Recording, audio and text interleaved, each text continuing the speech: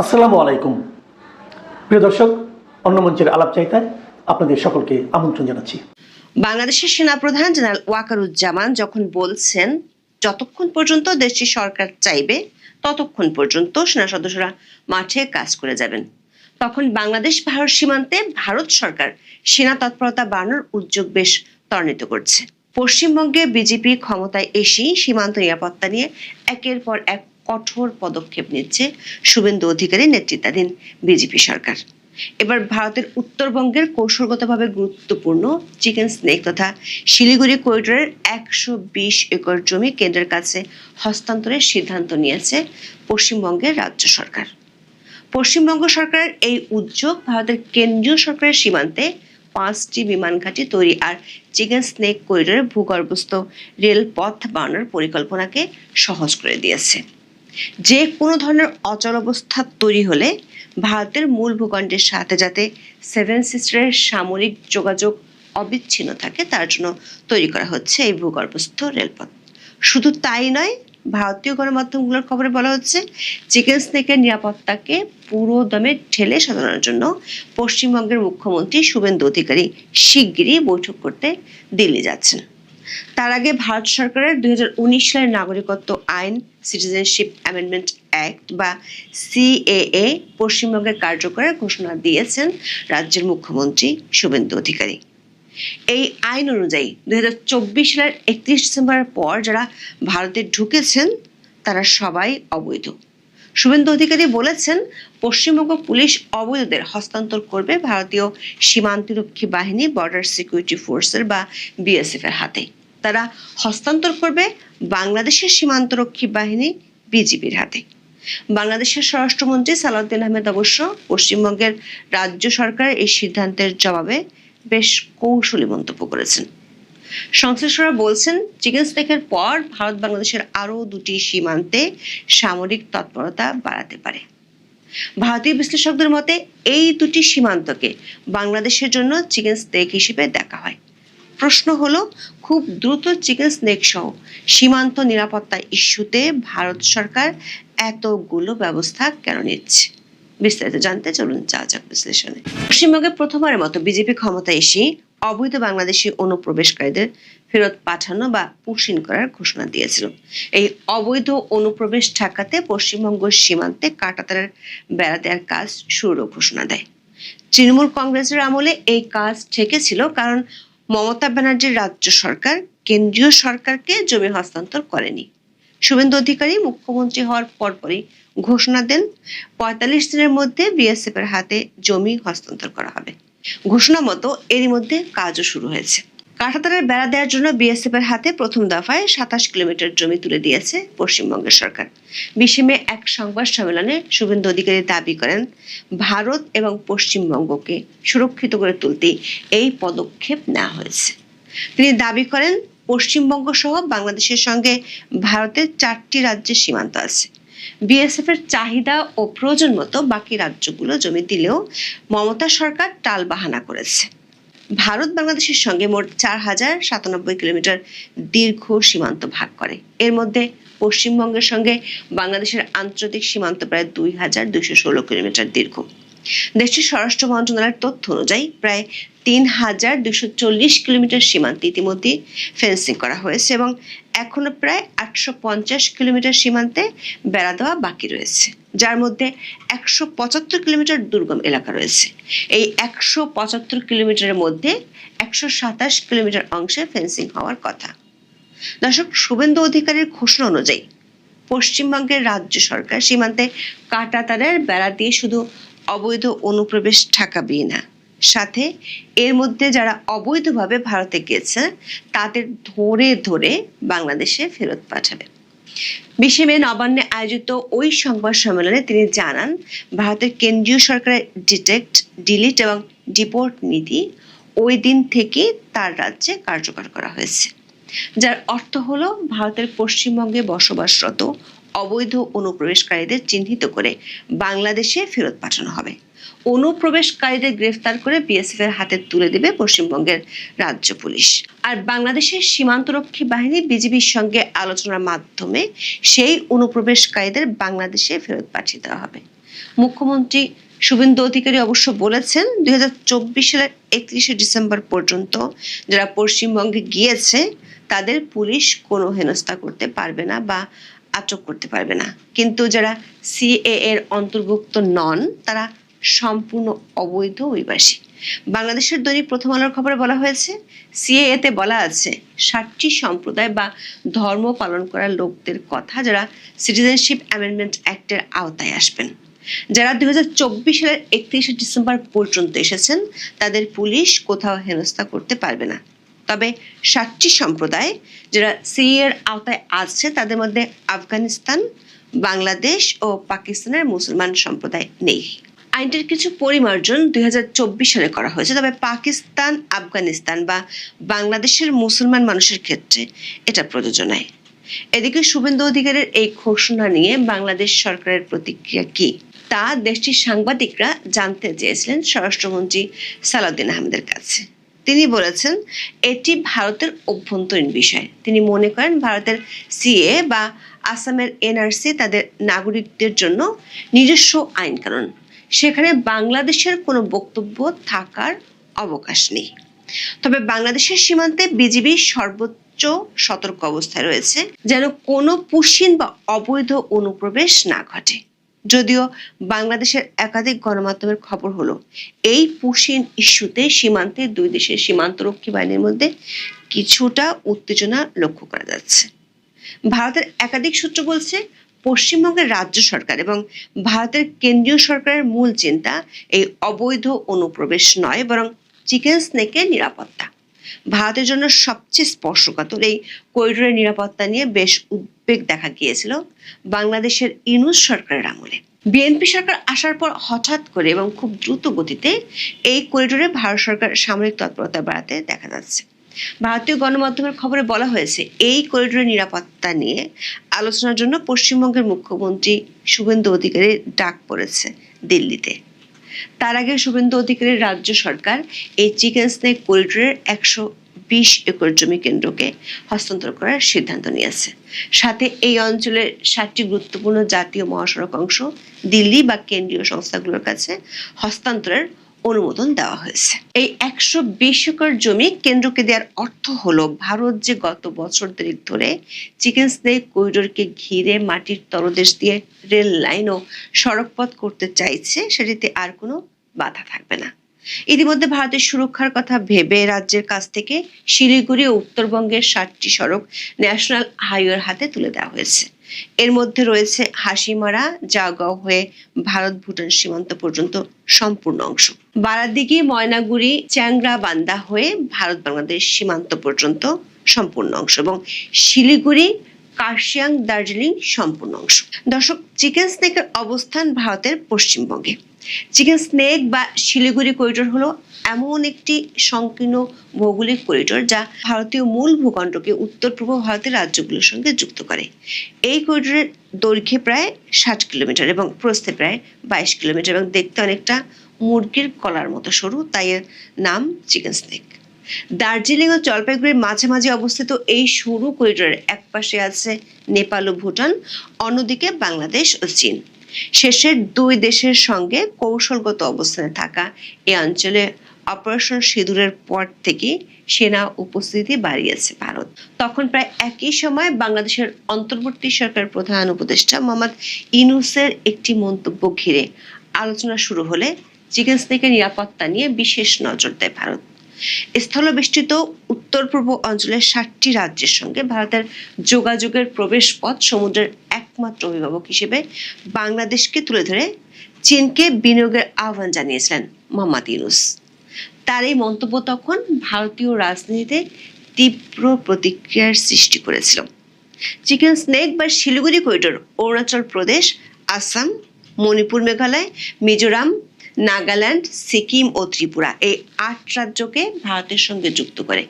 করিডোরটি নাগরিকদের চলাচল ও সামরিক সরবরাহের জন্য অত্যন্ত গুরুত্বপূর্ণ। এটি ভারতের উত্তর পূর্ব অঞ্চলের লাইফলাইন।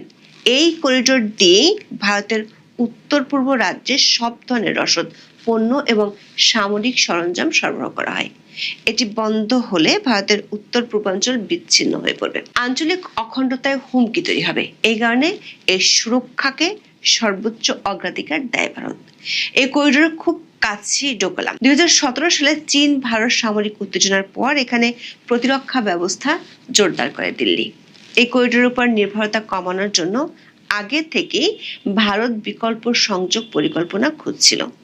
চিকেন স্নেক শুধু ভৌগোলিক করিডোর নয়, এটি ভারত বাংলাদেশের মধ্যে আঞ্চলিক নিরাপত্তা, বাণিজ্য, কূটনীতি ও যোগাযোগ ব্যবস্থার কেন্দ্রবিন্দু। এই করিডোরের জন্য নিশ্চিত নিরাপত্তা নিশ্চিত করতে ভারত সরকার গত বছর ধরে 5টি বিমান ঘাঁটি, 3টি সামরিক ঘাঁটি স্থাপনের উদ্যোগ নিয়েছে।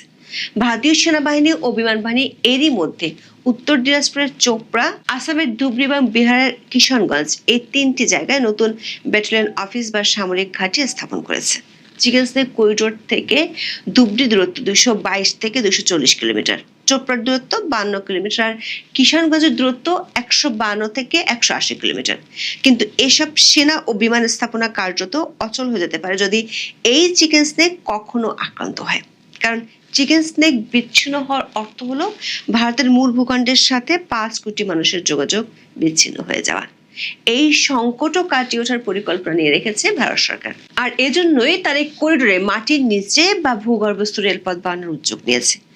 একদিকে চিকেন স্নেক বা শিলিগুড়ি করিডোরে মাটির নিচে সুড়ঙ্গ কেটে রেল লাইন বসানো হবে, অন্যদিকে আসামে ব্রহ্মপুত্র নদের নিচ দিয়ে সুদীর্ঘ এক সুড়ঙ্গ পথের পরিকল্পনা অনুমোদন করেছে ভারত সরকার। পশ্চিমবঙ্গের উত্তর দিনাজপুর জেলার 3 মাইল হাট থেকে শিলিগুড়ি শহর হয়ে 11 কিলোমিটার দূরের রাঙাপানি পর্যন্ত প্রায় 36 কিলোমিটার দীর্ঘ সুড়ঙ্গের ভিতর দিয়ে রেল লাইন বসানো হবে। ভারতীয় সেনাবাহিনী বাংলাদেশ সীমান্তের কাছাকাছি যে 3টি নতুন সেনাঘাঁটি বানাচ্ছে তার মধ্যে 2টি বিহারের কিশনগঞ্জ এবং পশ্চিমবঙ্গের চোপড়ার খুব কাছাকাছি দিয়ে যাবে প্রস্তাবিত ভূগর্ভস্থ রেলপথটি।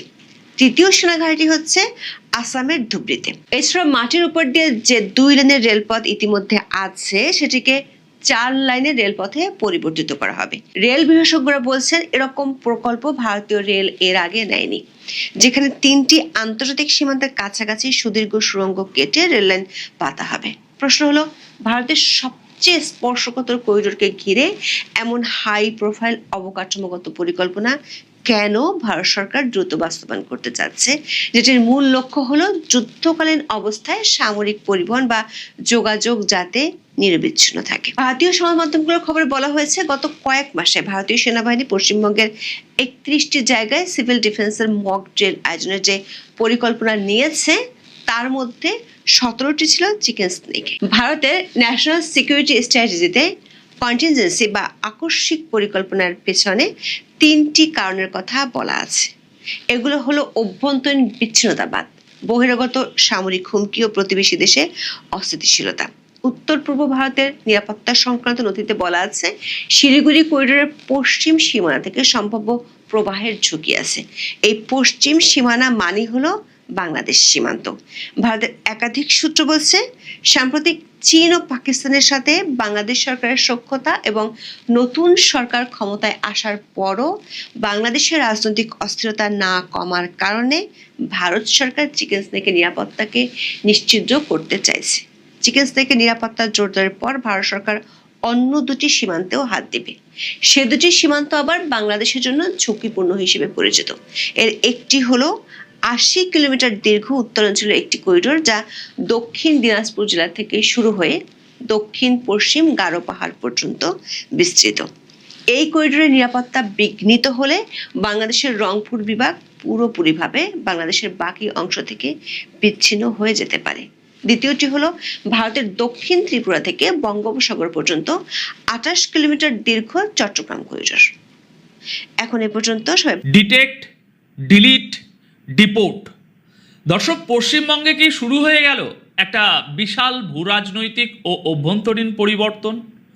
অবৈধ অনুপ্রবেশকারীদের তাড়াতে ডিটেক্ট, ডিলিট, ডিপোর্ট নীতি নিয়ে রাজ্য ও কেন্দ্রের নূতন চাল কি? আসাম মডেলের পর এবার কি পশ্চিমবঙ্গের পালা?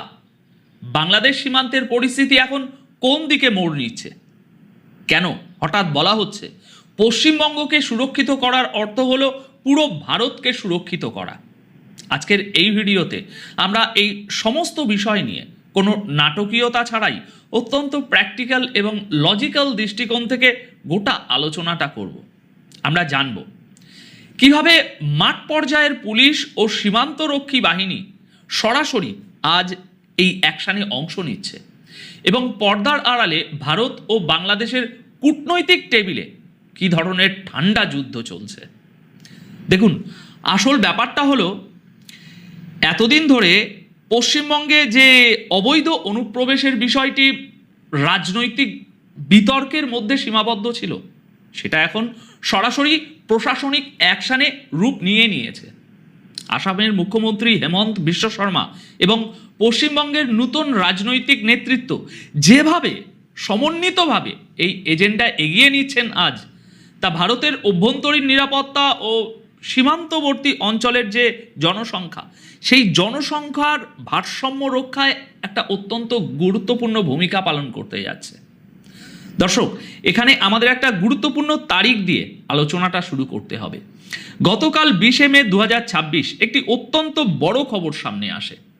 পশ্চিমবঙ্গের প্রশাসনিক নেতৃত্ব এবং শুভেন্দু অধিকারী গতকাল স্পষ্ট জানিয়ে দিয়েছেন যে রাজ্য জুড়ে এখন থেকেই ডিটেক্ট, ডিলিট, ডিপোর্ট নীতি কঠোরভাবে কার্যকর করা হলো। এই নীতির মূল উদ্দেশ্য হলো বাংলাদেশ থেকে আসা অবৈধ অনুপ্রবেশকারীদের চিহ্নিত করা, ভারতের সরকারি নথিপত্র থেকে তাদের নাম মুছে ফেলা এবং সরাসরি তাদের নিজ দেশে ফেরত পাঠানো। দেখুন, আগে নিয়ম ছিল কোনো অবৈধ অনুপ্রবেশকারী ধরা পড়লে পররাষ্ট্র মন্ত্রণালয়ের মাধ্যমে একটা দীর্ঘ আইনি ও কূটনৈতিক প্রক্রিয়া পার করে তারপর তাকে ফেরত পাঠানোর ব্যবস্থা হতো। এই প্রক্রিয়ায় একটা ফাইল ভারত থেকে বাংলাদেশে গিয়ে পৌঁছাতো এবং সেখান থেকে সাড়া আসতে, মানে বাংলাদেশ থেকে সাড়া আসতে প্রায় 5 থেকে 6 বছর পর্যন্ত সময় লেগে যেত। কিন্তু এই নতুন নীতি অনুযায়ী এই দীর্ঘ আমলাতান্ত্রিক পথ এড়ানো হচ্ছে। এখন রাজ্য পুলিশ মাঠ পর্যায়ে চিহ্নিতকরণের কাজ করবে এবং সরাসরি তাদের বর্ডার সিকিউরিটি ফোর্স বা বিএসএফের হাতে তুলে দেওয়া হবে। এরপর বিএসএফ সরাসরি বিজেপির সাথে আলোচনা করবে, প্রথমে করে তাদের ফেরত পাঠাবে। যদি বিজেপি তাদের গ্রহণ করতে অস্বীকৃতি জানায়, তবে আসাম মডেলের মতো সরাসরি পুশব্যাক বা সীমান্তে ফেরত পাঠানোর যে পদ্ধতি, সেটা ব্যবহার করা হবে।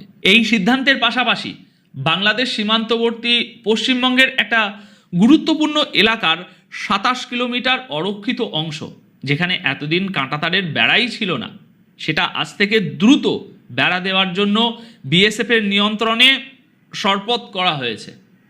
আসুন আপনাদেরকে বিষয়টা আরও একটু সহজ করে বোঝাই যে এই পুরো প্রক্রিয়াটি কিভাবে কাজ করবে।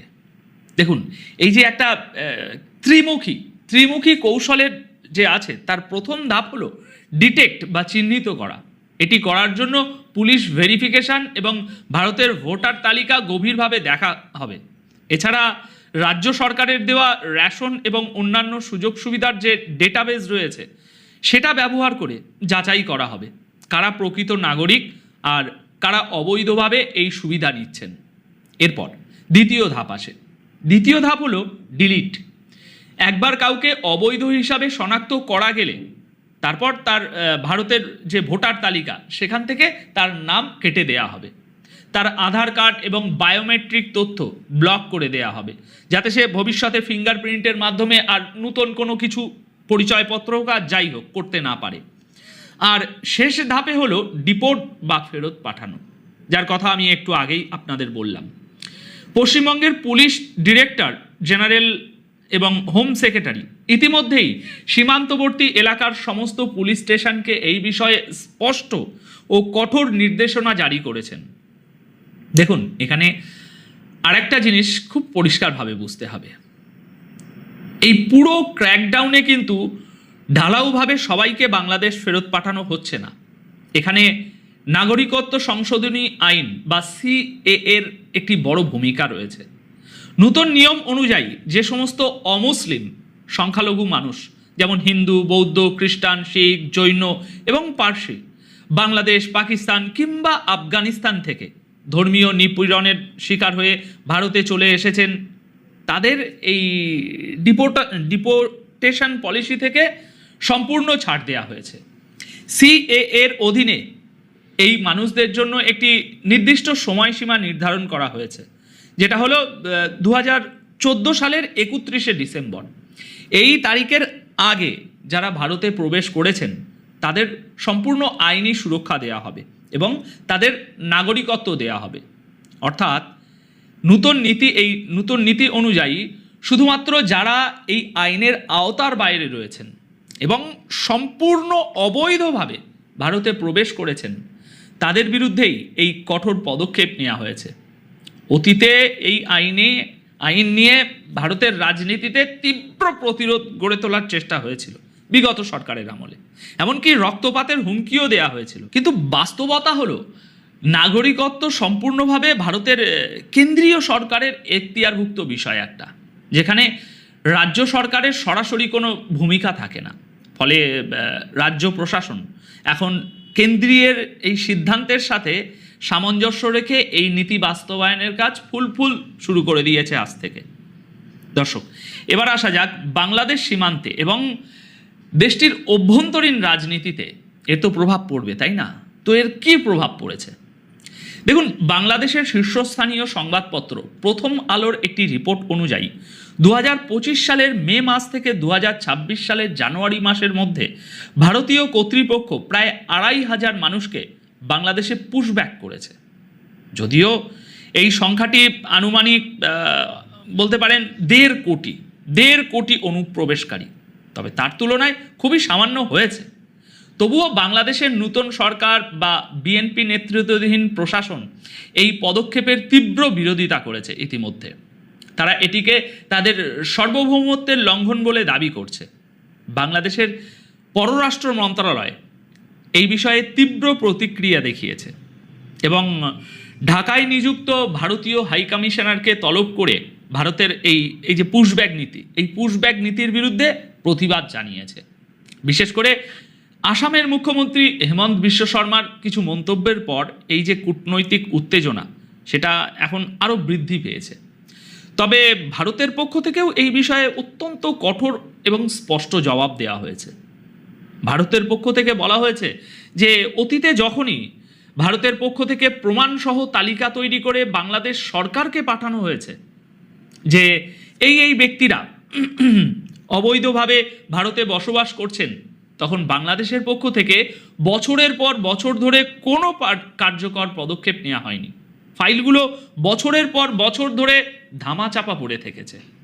ভারত সরকারের বক্তব্য আজ পরিষ্কার, যদি কূটনৈতিক চ্যানেলে কোনো সাড়া না পাওয়া যায় তবে সীমান্ত নিরাপত্তা নিশ্চিত করতে ভারতকে অন গ্রাউন্ড বা মাঠ পর্যায়ে কঠোর অ্যাকশন নিতেই হবে। এখন এখানে দর্শক আরেকটি গুরুত্বপূর্ণ প্রশ্ন হচ্ছে, কেন পশ্চিমবঙ্গের এই অবৈধ অনুপ্রবেশ রোধ করা ভারতের জন্য এতটা জরুরি? দেখুন, এর পেছনে কয়েকটা অত্যন্ত প্র্যাকটিক্যাল এবং স্ট্র্যাটেজিক কারণ রয়েছে যা আমাদের একটু গভীরভাবে বিশ্লেষণ করা প্রয়োজন, তবেই পুরো জিনিসটা বোঝা যাবে। প্রথম কারণটি হলো উগ্রবাদ ও উগ্রপন্থার বিস্তার। বাংলাদেশ সীমান্ত দিয়ে হওয়া এই অনিয়ন্ত্রিত অনুপ্রবেশের ফলে ভারতের সীমান্তবর্তী যে জেলা সেগুলোতে এক ধরনের নিরাপত্তার ঝুঁকি তৈরি হচ্ছে। বিভিন্ন গোয়েন্দা রিপোর্টে দেখা গেছে যে জামাত উল মুজাহিদ্দিন বাংলাদেশ বা জেএমবির মতো নিষিদ্ধ সংগঠনগুলো পশ্চিমবঙ্গের সীমান্ত অঞ্চলে তাদের ঘাঁটি গেড়েছে এবং ওখানকার স্থানীয় যুবকদের উগ্রপন্থার দিকে ধাবিত করার একটা চেষ্টা করছে। দ্বিতীয়ত, এটি একটি বিশাল ক্রস বর্ডার নেটওয়ার্ক তৈরি করে। গরু পাচার, জাল রুপি বা জাল নোটের কারবার, অস্ত্র পাচার, তারপরে আপনার মাদকের মতো বিষয়, এই অপরাধগুলো এই অবৈধ অনুপ্রবেশকারীদের মাধ্যমেই বেশিরভাগ পরিচালিত হয়। সীমান্তের দুপাশেই এদের আত্মীয় সহযোগীরা থাকে, সেটা থাকায় এরা অপরাধ করে সহজেই ওপাশে পালিয়ে যায় এবং আবার পরিস্থিতি ঠান্ডা হলে আবার ফিরে আসে। এই অবৈধ ব্যবসা থেকে অর্জিত অর্থ পরবর্তীতে সন্ত্রাসী অর্থায়নে ব্যবহৃত হয়। তৃতীয় বড় উদ্বেগটি হলো ভারতের কৌশলগত অঞ্চল শিলিগুড়ি করিডোর বা যাকে আমরা চিকেন স্নেক বলি, তার নিরাপত্তা। পশ্চিমবঙ্গ হলো উত্তর পূর্ব ভারতের রাজ্যগুলোর সাথে সংযোগ রক্ষাকারী একটা গুরুত্বপূর্ণ একমাত্র পথ। এই সংবেদনশীল করিডোর অঞ্চলে যদি বিপুল সংখ্যক অবৈধ মানুষের বসতি গড়ে ওঠে, তবে যে কোনো যুদ্ধ বা সংকটের পরিস্থিতিতে ভারতের সামরিক যাতায়াত ব্যবহার করতে বিদেশি গোয়েন্দা সংস্থাগুলো এদের ব্যবহার করতে পারে পুরো দমে। এছাড়া ভারতের নাগরিকদের জন্য তৈরি করা বিভিন্ন, যেমন ধরুন সামাজিক কল্যাণমূলক স্কিম রয়েছে, যেমন ধরুন রেশন, বিনামূল্যে চিকিৎসা, বিনামূল্যে ইলেকট্রিক, শিক্ষা ব্যবস্থা, এই সবের উপর এই অবৈধ অধিবাসীদের একটা অতিরিক্ত চাপ সৃষ্টি হচ্ছে।